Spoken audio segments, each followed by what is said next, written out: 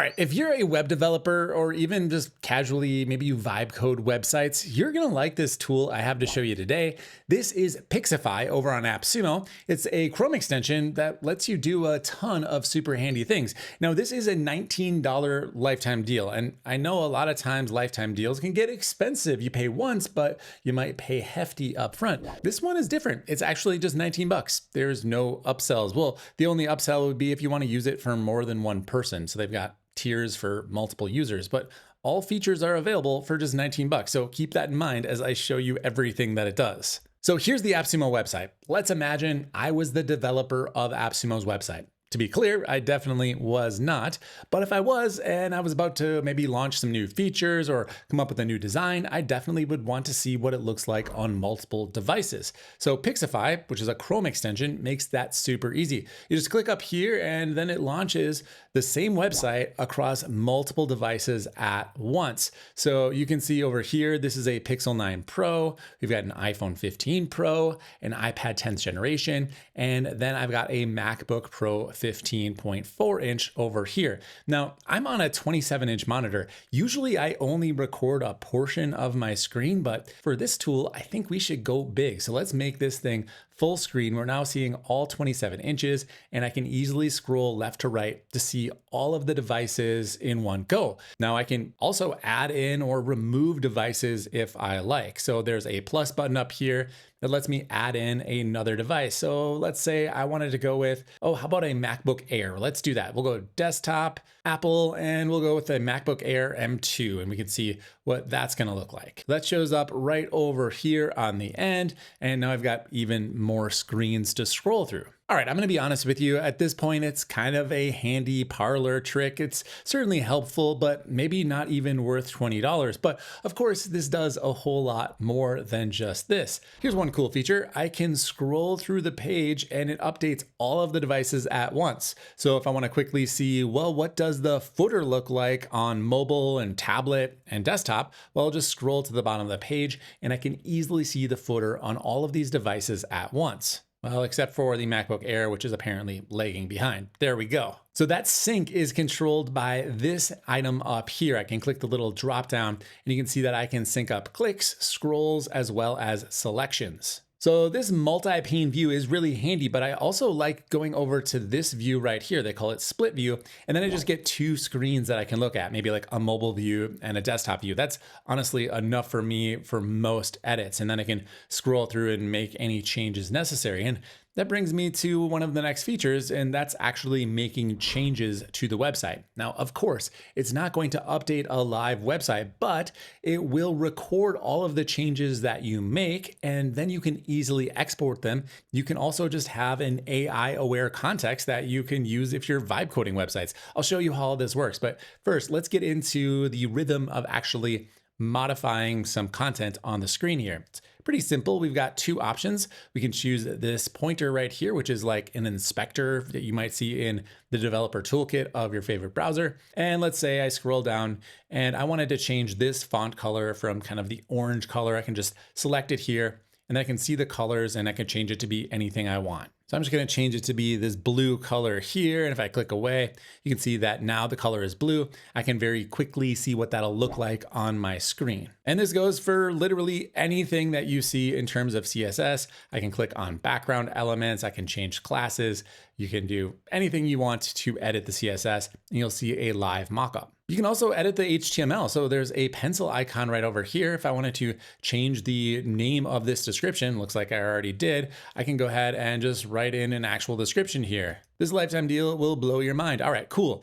Now, if I haven't been clear, the CSS changes that you make will be on a viewport basis. So if I make a change to the CSS on this screen, like $62 being in blue, well, that doesn't carry over to these smaller screens where it's still the original color. Now, the content changes, that's gonna be modifying the HTML, so that actually will carry over. This lifetime deal will blow your mind, carries over to the other size screens. This is great, and it's exactly the way you want it because now the content will be consistent across all of your devices, but you can fix design problems that might occur on mobile responsiveness. Might occur with mobile responsiveness. That's what I meant to say. Now we'll get into how to actually report back to your project management here in just a second, but I want to point out a few other handy tools here. So let's say I really liked how this looks on desktop, but it's got problems on mobile and I don't really know what to do with it. I can actually take a screenshot by just hitting the little camera button next to this pane. So each pane, if we go way over here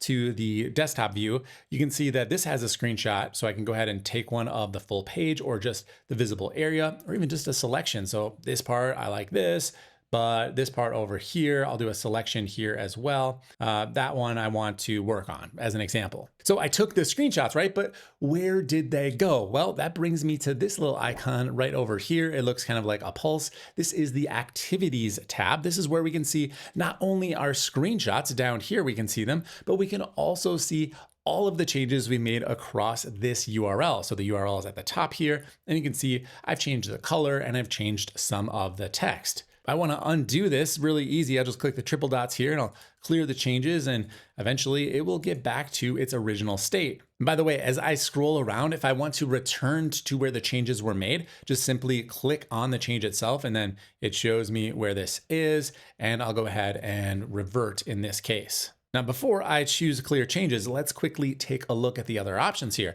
I could create a issue in linear. I could create a Trello card. I could copy the context for AI. Super awesome. So what this will let me do is I can just hit copy here. Now I've got a prompt saved to my clipboard that I could use if I'm vibe coding this website to make this change permanent and pushed into production. But I don't want to do that, so let's clear the changes. And you can see it updates right there on the screen in front of us. As far as those screenshots, we've got them right over here, and we can either copy them, download them as a PNG, or delete them if you've changed your mind. There is the ability to annotate them as well, which pops it open into its own dedicated annotation tool. So if I wanted to call out some issues that I didn't want to monkey with the CSS, I could highlight things, use arrows, whatever you need to do to communicate to the rest of your team what needs to actually get changed, or maybe to your AI, because it can probably read the arrows and the highlights as well. Now there's this toggle at the top here to turn on and off all of the changes. So I've only got the one change. If you focus on the teeable price here, you can see as I turn it on and off,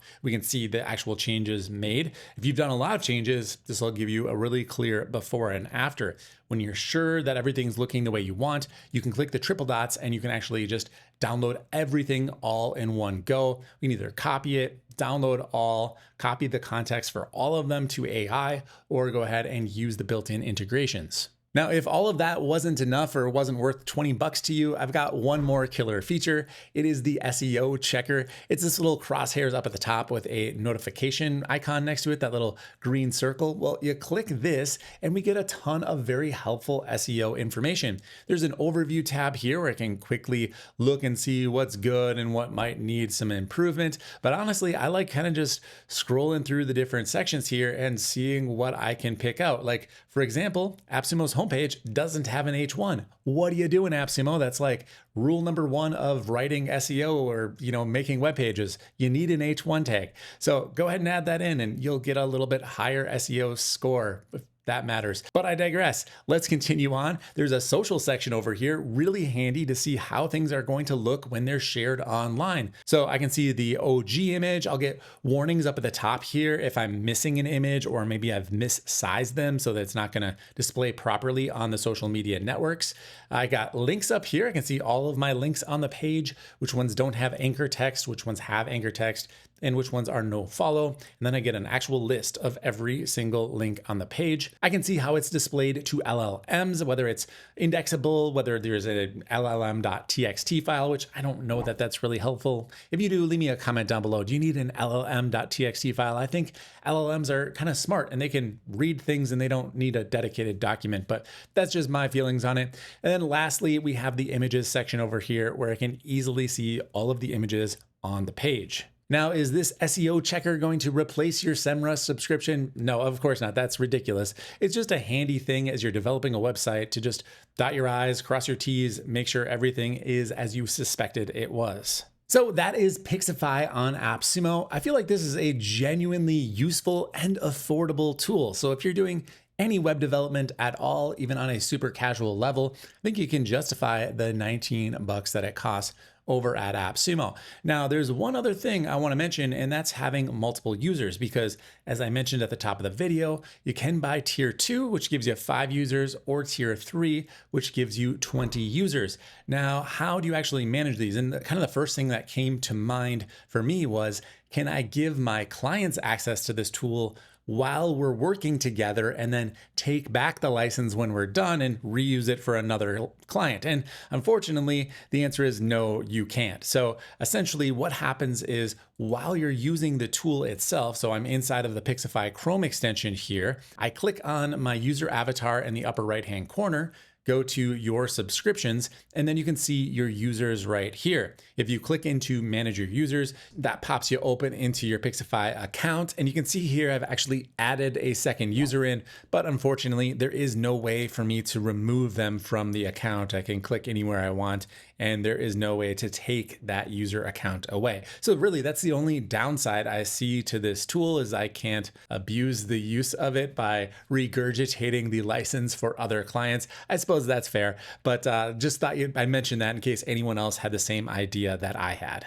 So that's Pixefy. I think this is a great tool. It's going to be really useful in my vibe coding pursuits going forward. I'm definitely going to hang on to this one. I'm going to give it an 8.1 out of 10. Again, if you want to grab this, I got a link down below. If you've got any questions about this tool or anything else, hit me up in the comments. Hit like if you liked the video, subscribe if you want more content like this. Go get signed up for my free email newsletter. Comes out every single Tuesday, called Dave's Toolbox. It's over at daveswift.com. That's going to do it for today's video. I'll see you in the next one.